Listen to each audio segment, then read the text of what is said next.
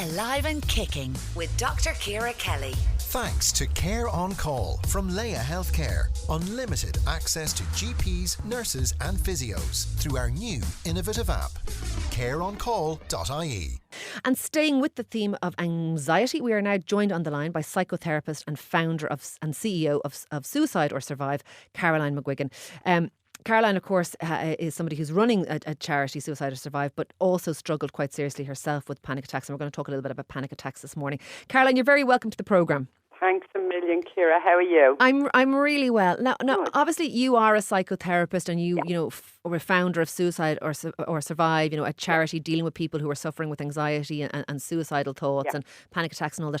But tell me a little bit about your own journey, because you were someone who suffered with panic attacks and all that too. It took over my life for years, and actually, first, thanks for the invite. And do you know what I've done, which is, it's lovely and it's weird and it's sad. I went right back to the journals, because before Suicide or Survive and the organisation, I would have facilitated a self-help support group for about 5 years, Ciara, for people who are struggling with anxiety. And then I got involved with a brilliant organisation called No Panic. I was a volunteer for 10 years. Yeah. And it all came through my own journey.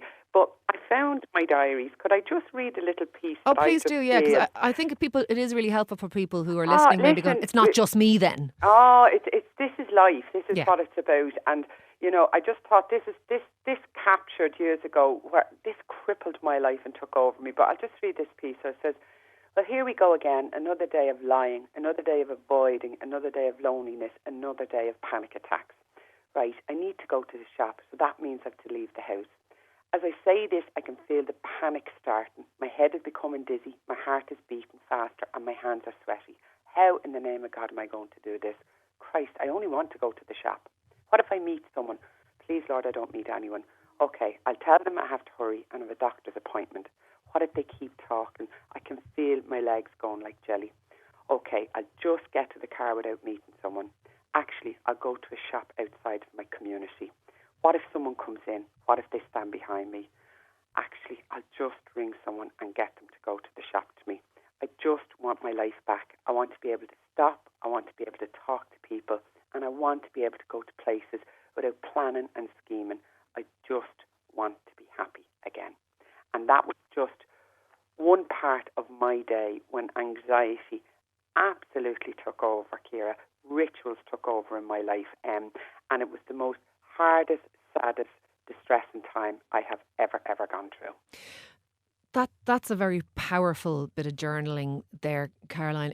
I think you described very well that series of emotions and thoughts. And indeed, Claire was talking about it earlier on in the programme, about the fact that we start to think certain things and then we start to feel a certain way, and you're starting to think about the shops, but then the feelings of panic are kind of rising in you, and then you don't go to the shops. So that is all that stuff. Crippling. Absolutely crippling. How did you get beyond it? Because you were obviously in the throes of that. Yeah, and you know what? I think it's the relationship. So anybody listening, so Ciara, you're there today, I'm here, right? You will have parts of your life and experiences and things that will bring up your anxiety, and the same with me. And I think it's really, really important. There is no expert on this. I am the expert of myself. You are the expert of yourself. But it's really important that people hear that anxiety is a part of life. But it's the relationship we have, and how underneath it all, what I've learned for years and years and years, fear. We're fearful of what other people will think. We're fearful that we won't fit in life. We're fearful that we'll stand out in all the wrong ways. And that actually turns into rituals and horrible. I used to have to carry a cardigan around with me. So here's my fear. And it might sound crazy to some people, but I know there's loads of people who get this. My fear was that I was afraid my bowels would release. Now that is a very normal fear for a lot of people listening out there. For other people is they can't swallow, so they bring a bottle of water with them. But it was all around, what if that happens and everybody sees it? And what will people think of me? And that's the sadness of it, isn't it? Can I ask you, did you bring the cardigan to tie around your waist in case it happened? Yeah, I'd carry it. It's a whole ritual thing. So I actually became housebound, right? And I actually would wake up in the morning and the what if this happens? What if they say that? What if I do what? So from the get-go, my anxiety and palpitations was first thing in the morning. So I learned that if I had the cardigan, exactly what you said, Ciara. So your mind starts to rationalise things and it starts to think in your head quite logically, and it is quite logical. If I have the cardigan, if something happens, exactly what you said, I'll put the cardigan around me, I'll be able to get out of the situation, because your biggest fear is you can't get out of that bloody situation quick enough. But the cardigan's around me, nobody will see it, and I'll get out of the situation. Now that is 24/7, and I know people that are going through it will totally get that. Awful. Back to your question is, how do you get through this? It took me quite a couple of things. I didn't understand, so I bought into this idea of you're mad, you're crazy, and something is wrong with you. And that's how I ended up on a road of psychiatric and drugs and medication and all. If anyone's listening, inform yourself and educate yourself. Anxiety is only a part of who you are, and I think that's really, Yeah, really I think so important. too. It doesn't define you. Oh, God, no. And also, don't be bloody ashamed, and don't see it as a weakness, because we have this beautiful, perfect world at the moment that has us all worn out and stressed to bits of you have to be a certain way in work, you have to be a certain way in your community. There's a beautiful, beautiful video. I don't know if you ever heard of Brené Brown, The Power of Vulnerability. And I would highly recommend everyone to sit down. She was an academic researcher, and we all get caught up in, vulnerability is bad and struggling is bad. It's 20 minutes, and I highly recommend that everybody looks at it. And we can put that up on the website. But Yeah. just tell me, Caroline, obviously you then, you were housebound, you were crippled by these fears, you had these kind of slightly, and I don't mean it in a bad way, but like slightly irrational coping mechanisms like the cardigan and all that kind of stuff. But obviously you're out there now, you're running a charity, you're an empowered woman, you're here chatting to us on the radio and all that. How did you go from that dark place to being, well and more robust again? Okay, so a couple of things. Today and to this date, I will from time to time get caught in anxiety. I will feel terror. I will feel overwhelmed. But I understand and I have techniques and strategies. So there isn't you're there and then you get better. It's part of life. So for me, what happened, Ciara, was there was only one support at the time, which was medication. So I'm not against anything, whatever works for an individual. But 16 tablets a day was ridiculous. It should have never happened. But that was the only support that was available. And it was a number of years before I got near talk therapy. So I had stuff I needed to talk about. A beautiful man, he was a psychiatric nurse, and his name was Morney. He'll always be very special to me. So I got someone that helped me to understand. It took a combination. When you're riddled with anxiety, you breathe from your chest. I had to relearn how to breathe again. I had to learn that relaxation. My body was so caught up in anxiety, it was tight all the time. So I had to learn to loosen my body.